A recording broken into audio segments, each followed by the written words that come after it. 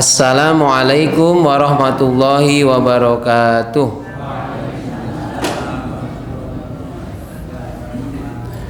Marilah kita awali kajian malam hari ini dengan bersama membaca doa syahadat, ikrar dan doa hendak belajar. A'udzu billahi minasy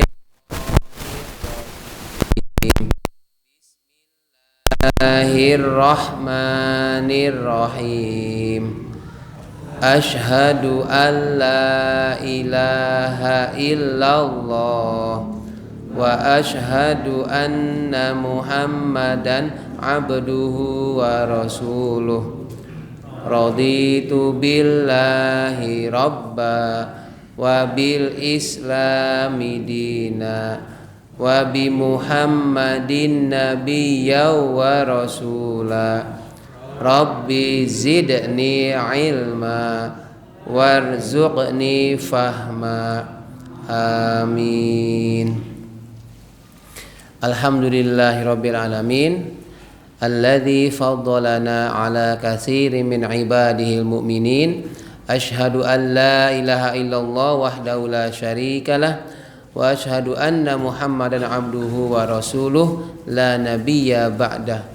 Allahumma salli wa sallim wa barik ala Muhammad wa ala alihi wa ashabihi wa man tabi'ahum bi ihsanin ila yaumiddin. Amma ba'd. Rabbi shrah li sadri wa yassir li amri wahlul 'uqdatam min lisani yafqahu qawli. Ibu bapak, adik-adik jamaah Masjid Nurul Huda 19 Glondong rahimakumullah. Alhamdulillah, malam hari ini Allah pertemukan kita kembali di majelis taklim, majelis ilmu pasolatan, kajian malam Rabu pasolatan di Masjid Nurul Huda 19 Glondong yang rutin kita adakan setiap Selasa malam Rabu. Di samping juga kita perlu bersyukur atas nikmat-nikmat Allah lainnya yang tidak bisa kita sebutkan satu persatu. Bisa duduk, ya bisa hadir ke masjid, bisa zikir, bisa ikut sholat berjamaah dan lain-lainnya. Pokoknya nikmat-nikmat Allah itu cuma satu sikap kita, yakni mensyukurinya. Jadi semakin bertambah usia, semakin kita itu tidak butuh yang lain kecuali rasa syukur kita kepada Allah. Isinya itu semakin kita kesini, kita bersyukur lalu berdoa. Sudah itu aja. Bersyukur, berdoa.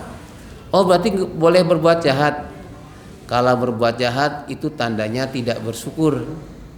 Kalau dia bersyukur atas nikmat Allah, maka tangannya, mulutnya, kakinya, matanya, telinganya akan digunakan semata-mata untuk atas nama Allah. Kalau atas nama Allah, maka tidak akan berani memanfaatkan atau menggunakan mata dan anggota tubuh lainnya untuk kemaksiatan kepada Allah. Ibaratnya kalau orang yang bersyukur nggak mungkin dia nyolong kok dengan bismillah saya nyolong. Nggak mungkin. Menyebut nama Allah sebagai tanda syukur bukan nyolong atau mengambil hak orang lain. Harusnya malu. Sudah, kita itu pokoknya hati kita itu nggak usah ribet-ribet. Yang penting kita bisa bersyukur, mensyukuri nikmat Allah. Bisa bersyukur saja itu kita harus bersyukur ya. Jangan sampai menunggu bahagia untuk bersyukur ya. Pokoknya bersyukur, kita bahagia karena bisa bersyukur. Jangan sampai kita itu bersyukurnya manakala bahagia. Karena bahagia itu ukurannya berbeda-beda. Standar bahagia itu berbeda. Ada orang yang bahagia bisa hadir ke masjid dengan bisa datang lebih awal. Itu dia sudah senang, sudah bahagia. Ada mungkin lewat materi mendapatkan uang, bahagia. Ada yang anaknya datang yang sudah lama belum pulang, iya alhamdulillah, itu bahagia.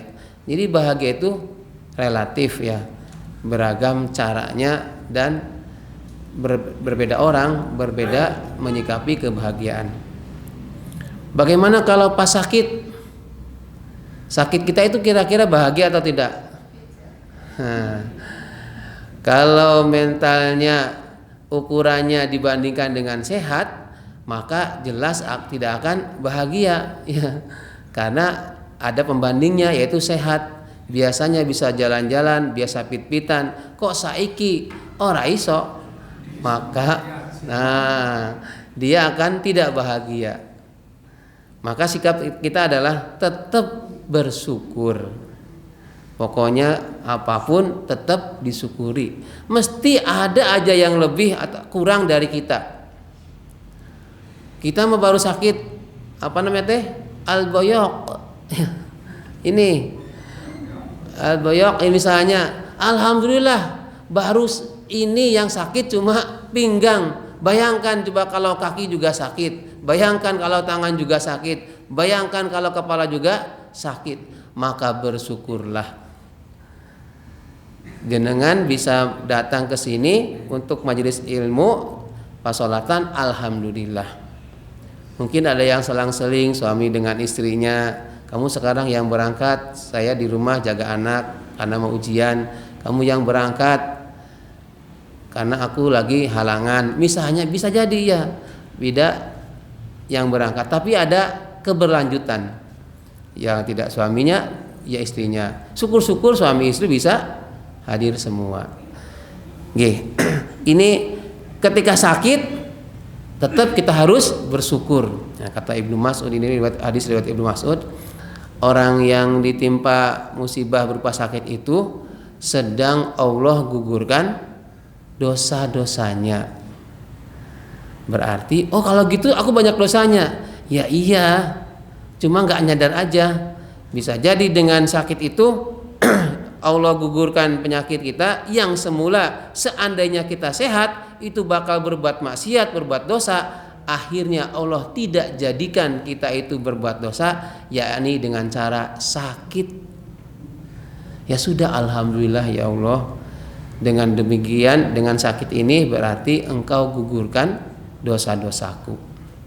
Biasanya nek sehat jalan-jalan kemana-mana, sambil jalan ngomong ke wong liyo, alhamdulillah sakit, ora iso melaku-melaku, mulutnya pun tidak ngomongin orang lain.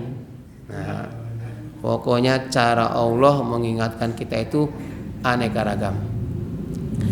Lalu hubungan dengan sakit dengan kajian malam hari ini adalah dari sebuah pertanyaan. Bolehkah menjamak dan mengqashar sholat ketika sakit? Ayo, ini kuis dulu, siapa nih kira-kira boleh atau tidak? Boleh, sambil geleng-geleng. Tergantung? Oh, tergantung sakitnya ya. Kalau mau operasi ya belum waktunya, setelah operasi sadar ya tidak mah bisa gitu. Oh, kalau operasinya jam 7 pagi, mau menjamak sholat apa? Enggak kan, sebenarnya itu yang pernah saya alami itu kan puasa. Tahu-tahu nanti udah maghrib baru sadar kan, terus nggak bisa dijamak itu ya, ngasar sama maghrib. Iya. Terus asarnya hilang atau gimana? Bagus ya. Karena di jamak waktu mau berangkat operasi itu pas zuhurnya itu. maghribnya di jamaah duhur gitu. Enggak, asarnya gitu. Asarnya iya. Nah maghribnya pripun? Oh, nggih. Ya pokoknya dari pertanyaan tadi itu kan aslinya dua pertanyaan itu cuma digabung. Pertama, bolehkah menjamak sholat ketika sakit? Satu. Yang kedua, bolehkah mengqashar sholat ketika sakit? Ini yang dimaksud sholat di sini adalah sholat fardu ya. Nah, sholat sunnah ya enggak usah. Oke, kita kembali dulu ke konsepnya yang jamak ya dan qashar. Untuk menjamak sholat fardu itu ada dasarnya. Ada contohnya dari Rasul. Rasul Shallallahu Alaihi Wasallam pernah menjamak dua sholat. Dilakukan pada sholat yang pertama maupun dilakukan pada sholat yang kedua. Yang saya berikan langsung ke contoh, yakni sholat yang bisa dijamak, nggak boleh pasangan yang lain selain ini ya. Zuhur dengan asar dan maghrib dengan isya. Dijamak itu artinya digabung, yakni sholatnya digabung waktunya, satu waktu untuk melakukan dua sholat. Sholat zuhur dengan asar dijamak bagaimana maksudnya? Maksudnya melakukan sholat zuhur pada waktu asar atau melakukan sholat asar pada waktu zuhur. Lebih contoh lagi, nanti melakukan perjalanan sholat nanti pas perjalanan itu dimungkinkan secara hitung-hitungan sholat asar itu masih di jalan sampai ke lokasi tujuan itu masih di jalan, artinya belum bisa sholat asar, maka boleh menjamak sholat asar, yakni menggabungkan sholat asar dengan waktu sholat zuhur, yakni dilakukan pada waktu zuhur, dijamak, dikumpulkan. Apakah 4 rakaat? Silahkan 4 rakaat. Ada juga nanti dengan sebab tertentu dikosor, diringkas rakaatnya, yang semula zuhur 4 rakaat, yang semula asar 4 rakaat menjadi 2 rakaat. Isya pun demikian, yang tadinya 4 rakaat menjadi 2 rakaat. Jadi kalau mau perjalanan ini jam 1 berangkat, sampai lokasi, sampai rumah misalnya maghrib jam 6. Oh berarti asar di perjalanan. Itu boleh menjamak sholat asar pada waktu zuhur. Bagaimana caranya? Yakni jenengan sholat zuhur seperti biasa 4 rakaat, selesai kemudian sholat lagi 4 rakaat asar. Sholat asarnya yang 4 rakaat dilakukan pada waktu zuhur. Nah, disebut dalam ilmu fikih disebutnya sebagai jama' takdim, menggabungkan 2 sholat fardu yang didahulukan atau dilakukan pada waktu sholat yang pertama, takdim. Seumpama ini berangkat jam 11 siang, terus sampai lokasi, sampai tujuan itu jam 4:30, berarti zuhur di perjalanan. Wah, gimana ini? Niatkan saya mau menjamak sholat zuhur nanti dengan sholat asar. Begitu sampai lokasi atau tujuan masih ada waktu sholat asar, maka lakukan sholat zuhur dulu baru sholat asar. Bagaimana rakaatnya? Boleh 4 rakaat, boleh 2 rakaat. Kalau diringkas menjadi 2 rakaat namanya qashar. Jamak qashar berarti menggabungkan 2 sholat yang 4 rakaat itu dalam satu waktu menjadi 2 rakaat. Ya, itu yang jamak. Nah, dicontohkannya Rasul itu menjamak sholatnya manakala menjamak sholat dan mengqashar sholat ketika melakukan safar atau perjalanan. Nah, dulu pernah disampaikan juga bagaimana kalau pas hujan, ya. Jadi kan ada sholat, ada keadaan tertentu yang itu boleh dijamak sholatnya. Sekarang lebih spesifik, lebih khusus, bagaimana kalau pas sakit boleh tidak menjamak sholat? Kalau tadi kan perjalanan, saya berikan contoh perjalanan. Ini sakit, sudah zuhur, waktu zuhur masih sakit. Nah, asarnya gimana ini? Bapak Ibu rahimakumullah, ini poinnya. Sholat itu tetap harus dikerjakan apapun kondisi atau keadaan seseorang. Sehat tetap harus sholat, tidak sehat atau sedang sakit pun tetap harus sholat. Selama dia masih ada sadar, ya tidak gila gitu, maka apa? Dia tetap harus sholat. Meskipun sakit, terbaring, tetap harus sholat. Cuma nanti ketika seseorang sehat, dia sholatnya bisa berdiri, alhamdulillah. Karena sakit, dia bisa tidak sambil berdiri. Nah itu namanya dengan rangkaian rukhsah, keringanan. Nah sekarang boleh tidak dijamak sholatnya, misalkan zuhur dengan asar, maghrib dengan isya ketika sakit. Boleh, tergantung keadaan sakit itu parah apa enggak. Oh, kalau flu nggak usah dijamak gitu ya. Kalau ya betul. Jadi ada keadaan-keadaan yang dibolehkan untuk sholat di jamak di dalam kitab Al-Um ya.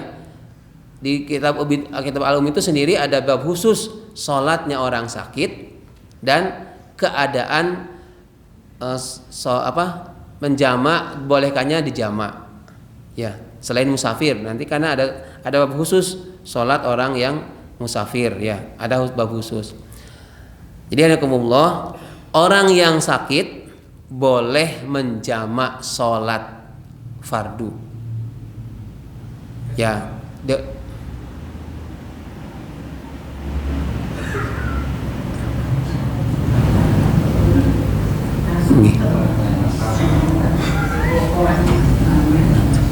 nih. Ya ini karena emosional ya, jadi pada mohon dimaklum, mungkin akan berkaitan dengan beliau. Mungkin saya bantu Jadi keadaan Pak Badawi sekarang sakit. Nah, bagaimana saya itu pengennya ke masjid misalnya, pengen jamaah seperti biasa. Lalu tapi kan tidak selalu kuat, tidak selalu bisa. Gimana ini? Nah, Alhamdulillah, ketika dalam keadaan sakit yang itu bisa menjadikan seseorang itu memang benar-benar tidak kuasa untuk sholat secara umum, secara normal, maka bisa untuk menjamak sholat. Tapi ini posisinya itu saya waktu itu kita nggak bisa, saya cuma begini, tapi bisa begini, saya begini, apa itu? Ya, nah itu termasuk bagaimana orang sholatnya orang sakit ya. Jadi poinnya dulu, orang yang sakit boleh menjamak sholat fardu, zuhur dijamak dengan asar atau kebalikan, maghrib dijamak dengan isya atau kebalikannya. Nah, adapun teknisnya bagaimana orang yang sakit? Tadi disampaikan ada rukhsah. Rukhsahnya ini, orang yang kuat berdiri, berdirilah. Tapi kalau ada orang yang nggak kuat berdiri, maka sambil duduk. Kalau nggak kuat duduk, sambil berbaring. Berbaring sebisa mungkin dengan bertumpuk ke bagian kanan, sehingga menghadap ke arah kiblatnya yang bagian kanan. Kalau nggak bisa juga, bagaimana posisi dia itu nyaman, lalu paling akhir pakai isyarat. Nanti catatannya, pokoknya ketika antara gerakan ruku dengan sujud itu pas isyarat sujud harus lebih rendah dibandingkan ruku. Tadi dicontohkan bagaimana ini saya itu pengen sujud tapi nggak kuat, hanya kuat dengan kepala. Berarti jenengan Bapak Ibu kita semua itu memperkirakan ini tegak. Kalau pas ruku mungkin kalau pakai sujud ya berapa itu 40, di antara 45 dengan 90. Begitu sujud, karena kalau gini nggak bisa banget, mungkin mendekati 45 derajat misalnya ya. Siapa tahu kan ada yang gini aja puasa. Namanya orang sakit kan beda-beda ya. Bagi orang yang sehat mah terlentang. Ini tadi saya contohkan kalau pas masih bisa duduk ya. Bagaimana kalau terlentang? Ya terlentang nanti ya itu pakai isyarat. Asal konsisten. Nek pas ruku mungkin jenengan agak mengangkat kepalanya ya, agak lagi sedikit lagi maju lagi. Jadi segerakan-gerakan itu dengan isyarat kepala saja boleh. Saya nggak kuat kepalanya karena misalkan pakai pusing dan pakai kabel itu dan lain-lain itu ya. Pakai isyarat yang lain. Ya. Pokoknya bedakan antara isyarat ruku, berdiri, ruku, i'tidal, sujud, duduk dan sujud. Nah, ketika ada orang yang sedang sakit, posisinya sakit, maka dibolehkan untuk menjamak sholat. Nah, ini pertanyaan yang kedua. Ini poinnya, jawaban pertama berarti boleh ya. Orang sakit boleh. Tapi jangan sakit flu malah sholatnya dijamak. Ya, tangannya terkilir sedikit, aku kan sakit, jadi aku menjamak sholat. Kayak alasan, malas itu mah. Yang sakit cuman kelingking misalnya atau jempol atau telunjuk, malah minta dispensasi, aku mau sholatnya dijamak. Nah, orang mah gimana caranya supaya maksimal untuk sholat, malah minta diskon untuk sholat ya. Tetap maksimalkan. Ketika bisa berdiri. Bahkan di menurut Imam Syafi'i itu, maksudnya Imam Syafi'i itu membenci orang yang bisa sholat berdiri tapi dia sholatnya duduk. Makruh berarti ya, tidak disukai. Aslinya dia itu bisa berdiri tapi nggak mau berdiri, malas berarti kan. Kalau kusala, orang yang melakukan sholat dengan kusala, dengan malas-malas, berarti dia termasuk kriteria sholatnya orang munafik. Nauzubillah min zalik. Saya juga pernah, ini cerita sedikit ya. Masih ingat saya pernah cerita belum ya? Saya dulu pernah keracunan itu. Saya cerita enggak ya? Pokoknya suatu saat saya pernah keracunan setelah kejadian di Sakaran. Itu saya benar-benar lemes banget. Wah, ini gimana ini? Saya tetap harus sholat dan saya tidak mau mengkosor. Tetap harus sholat normal, maksudnya pas zuhur ya zuhur, asar ya asar, ya maghrib ya maghrib, isya ya isya, subuh ya subuh. Tetapi pas hari pertama, jadi saya siang kejadian, asar maghrib itu saya hampir nggak sadar ya, maghribnya gimana ini. Saya pakai kaidahnya, di mana kamu lupa, di mana kamu ingat, kamu itu sholat. Asar, waktunya asar saya masih sadar, tapi sudah nggak kuat, akhirnya kata saya menggigil terus kayak semaput, nggak sadar, tahu-tahu sudah isya. Asar belum, maghrib belum, isya belum, padahal kondisi sakit. Wah, gimana itu? Saya tetap harus sholat asar 4 rakaat, saya maghrib 3 rakaat, kemudian isya 4 rakaat. Cuma posisinya saya sandaran karena sakit banget bu perutnya itu. Jadi kasur ke sini saya luruskan, udah saya mau sholat. Wah, meskipun pakaian itu belum ganti ya, bau ya. Ya gimana lagi, mau ganti malah kena air, agak repot lagi ya. Saya sudah sholat aja 4 rakaat asar, meskipun itu waktu isya. Karena prinsipnya tidak ada pengganti sholat selain sholat. Ya karena lalai saya sendiri waktu sholat asar, tapi nggak segera sholat karena saking merasa sakit perut. Wah, itu kan dikit-dikit ke kamar mandi, itu kan bikin lemes, dehidrasi ya kata orang mah. Sudah cairannya sudah berkurang, mau makan juga nggak enak, jadi lemes bawaannya. Kan 3 hari izin saya ya, 5 masuknya ke 5 hari, yang 2 kan kebetulan Sabtu Minggu ya. Jadi alhamdulillah itu pada sakit. Kalau keadaan sakit, memang sakitnya itu membuat dia tidak puasa, dijamak sholat itu boleh. Nah, kalau sakit makanya jenengan bersyukurlah, mumpung sehat sholatnya dimaksimalkan. Berdiri ya berdiri, i'tidal, sujud ya sujud, ya ruku juga dimaksimalkan. Ya, ketika melihat misalnya ada Pak Badawi atau Pak Haji Kasilan ya, atau yang lain, itu sebagai pelajaran untuk kita semua. Jenengan sekarang sehat, siapa tahu besok juga akan ada masa-masa sakit ya. Bersyukurlah. Pak Badawi aslinya pengen sholat, ya sama.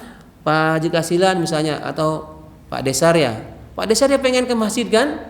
Aslinya, tapi gimana kondisi? Untungnya ajaran Islam itu mudah, tidak memberatkan hambanya.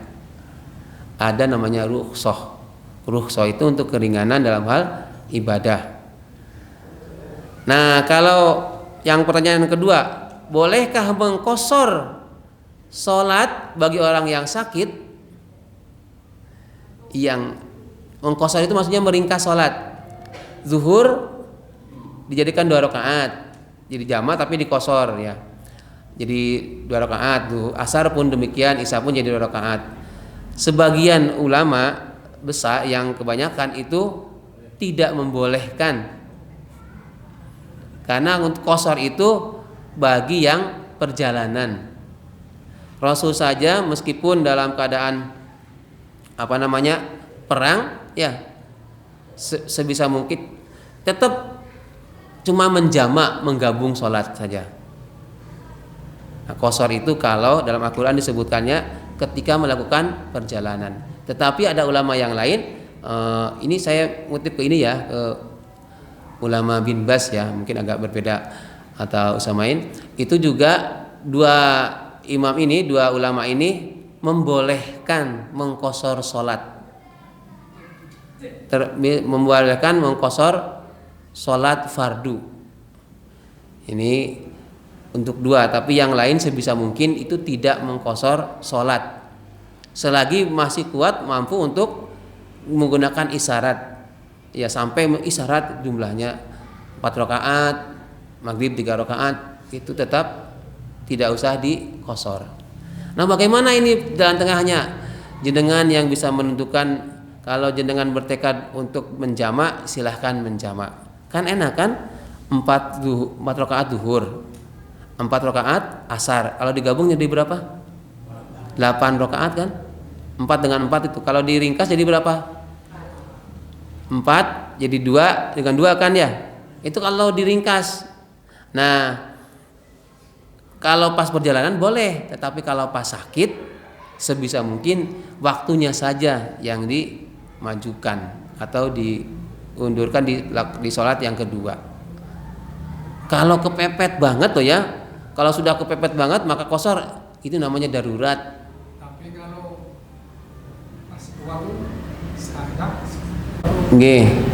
Ya, kalau pas lagi sakit itu sebaiknya sebisa mungkin tetap sholat di jamak.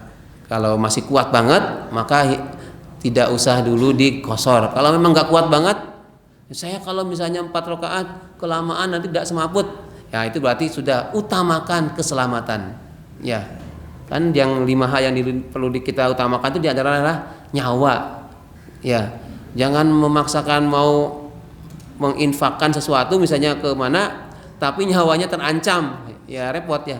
Utamakan dulu. Ini pun sama dalam hal sholat pun utamakan dulu ya. Ya kan kita kalau masih bersehat itu bernyawa kan bisa sholat ibadah yang lain, tidak hanya sholat. Tapi kalau kita memaksakan akhirnya assalamualaikum malah repot, nggak bisa berbuat ibadah atau amal soleh yang lain. Ini Pak Badawi ya, ini kita harus memahami karena secara emosional ya, melibatkan emosi.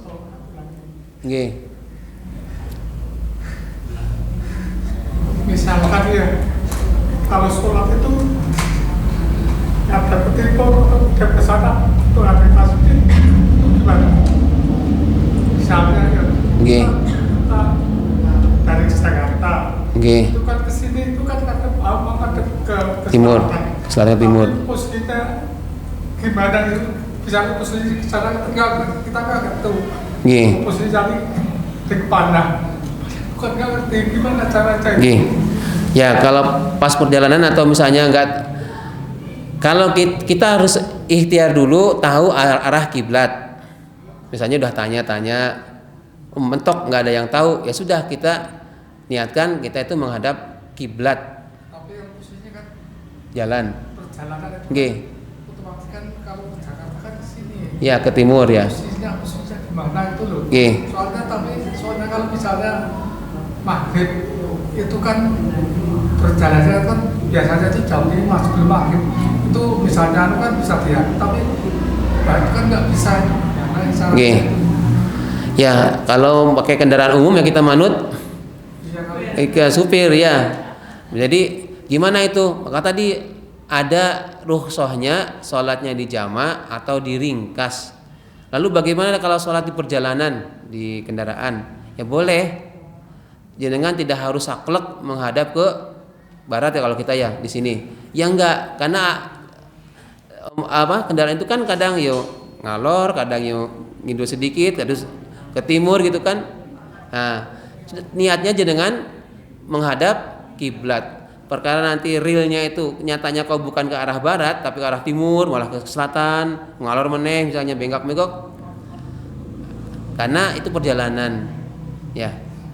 Enggak apa-apa.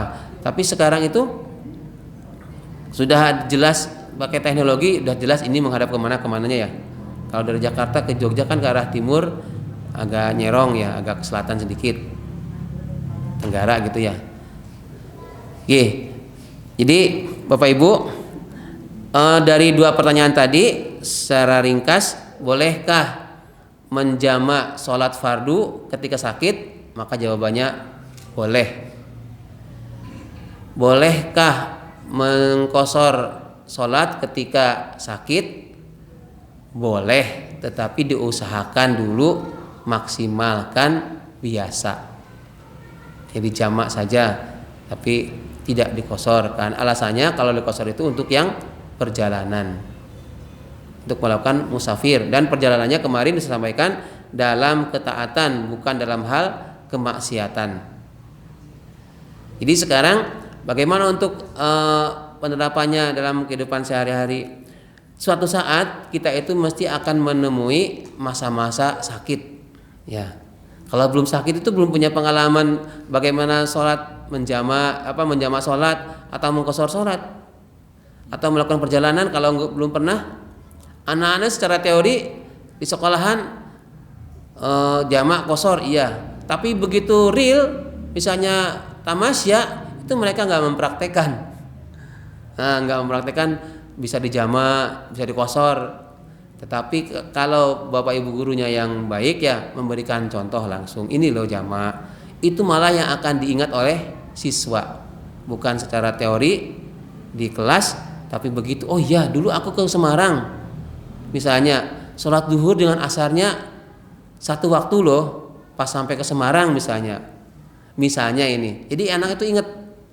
Terus pas pulang ke sini isanya maghribnya pas sholat isya jam 9 malam misalnya, yang maghribnya 3 tapi isanya 2, itu akan diingat oleh siswa. Nah, jenengan pun kalau secara teori sudah bisa, tapi kalau belum dipraktekkan ya agak repot. Misalnya ini Pak Dawam, Bapak Ibu udah belajar mengenai umroh dan haji. Saya yakin menceritakan atau menjelaskan tentang ibadah umroh dan haji antara orang yang sudah dengan yang belum akan berbeda. Coba aja ya, saya berapi-api masalah umroh, masalah haji, tapi tidak pernah merasakan minimal manasik haji versi anak-anak TPA itu belum pernah, maka kurang kebayang. Ya, baru teorinya aja. Nesai jalan kecil, ternyata begitu realnya ada lampu ya. Ada lampu, kan nggak disebutin dalam teorinya tuh. Nanti ada lampu ini saatnya jalan santai, lampu ini jalan lari.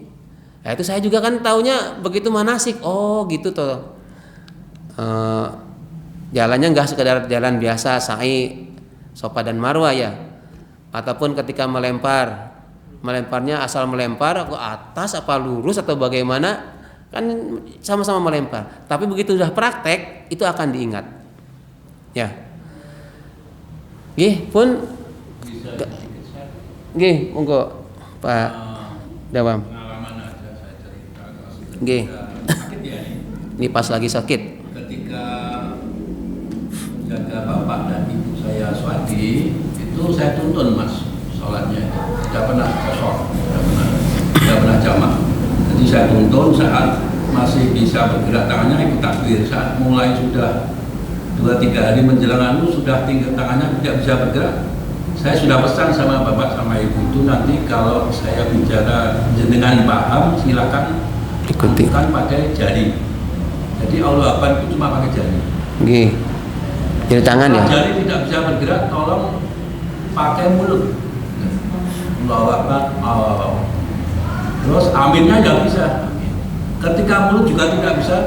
Bapak Ibu tolong kalau paham apa yang saya bicara, saya tuntun sholat, tolong pakai kedipan mata.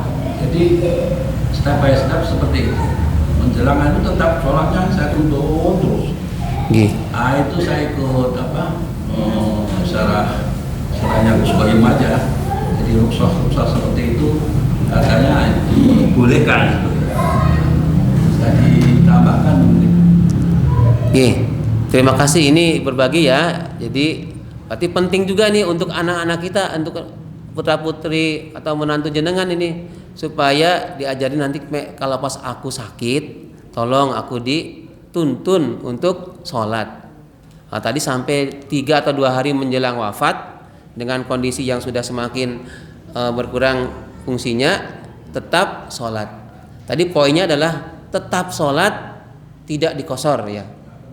Nah, memang Rasul SAW pun ketika sakit pun jamaah tidak mengkosor sholat. Ya, hanya pas perjalanan. Jadi penting ini. Saya ngajarin sholat, belum tentu saya pas sudah semakin beranjak tua ya, seandainya Allah takdirkan terus sakit, saya masih kuat atau bisa sholat. Kan kita tidak bisa menjamin masa depan kita. Dalam wa ma tadri nafsun ma taksibu godan itulah ya, kita itu tidak akan tahu apa yang akan diperbuat besok, termasuk kita juga tidak akan tahu di mana bumi tempat kita meninggal ya. Meskipun jenengan sudah berwasiat nanti saya makamkannya di sini, siapa tahu jenengan pas perjalanan malah meninggalnya di perjalanan dan itu membuat tidak bisa ke sini, bisa jadi loh ya. Pesan siapa tuh ya? Jadi boleh aja pesan aku nanti di sini kalau bisa. Nanti soalnya apa? Merepotkan yang ahli waris.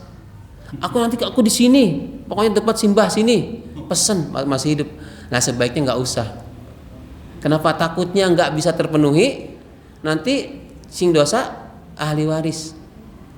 Nah, seperti bapak saya itu pokoknya di mana saja, tidak harus dekat dengan bapaknya bapak saya. Padahal yang lain dekat bapak saya itu di pinggir, di makamnya paling pinggir, dekat selokannya ke selokannya. Yang itu banyak batu-batu nggak apa-apa, memang bisa di situ. Pesannya di mana saja yang lahan itu bisa sana tempat dimakamkan. Alhamdulillah waktu pas dimakamkan ya tidak terlalu jauh dengan keluarga inti ya, tapi bisa dekat. Poinnya Bapak Ibu, kita tetap sinau pas sholatan ya, bukan untuk diri kita sendiri, tapi untuk orang lain juga. Untuk diri kita ngajarin orang lain supaya orang lain itu bisa ngajarin kita, ngingetin kita manakala kondisi fisik kita masih sudah nggak sehat lagi, artinya sakit, maka orang lain membimbing kita. Ini ilmu dari Pak Dawam ya. Kalau cerita sedikit, saya itu juga ini cerita juga. Ketika bapak saya yang sakit, itu bapak sakit, ya Allah itu saya sampai sedikit-sedikit sholat. Jam 10 wis nanyain, aku mau sholat duhur. Gimana saya menjelaskannya itu? Belum waktunya, tapi pengen sholat. Tak antar wis, udah nggak apa-apa. Saya antar wudhu sampai pakai apa namanya itu? Infus, wudhunya pun asal. Ya maksudnya versi saya asal itu kadang tek wis. Sholat duhur pada jam 10. Gimana coba saya mau masa bentak Pak ya kan nggak bisa, sudah diiyain aja.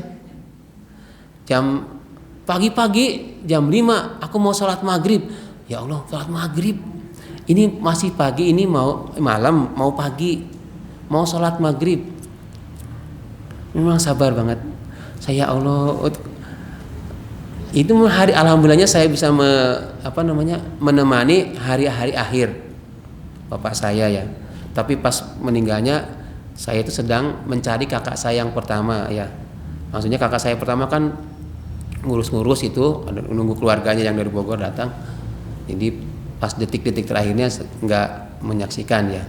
Cuman sudah hampir pas, kalau orang Sunda bilangnya pas naja. Poinnya apa? Meskipun sakit tetap sholat tetap. Padahal bapak saya itu ya ingat, tapi maksudnya untuk waktu sholat itu malah belum waktunya sudah pengen sholat. Jam 10 pagi sholat zuhur, jam 4:30 mau sholat maghrib, sholat 5 subuh. Padahal belum waktu sholat subuh, aku mau sholat maghrib. Ngeten. Saya kira itu saja yang bisa kita bahas. Mari kita akhiri dengan bersama membaca doa kafaratul majelis. A'udzubillahi minasyaitonirrajim. Subhanakallahumma wa bihamdika asyhadu an la ilaha illa anta astaghfiruka wa atubu ilaik. Alhamdulillahirabbil alamin. Kurang lebihnya mohon maaf. Assalamualaikum warahmatullahi wabarakatuh.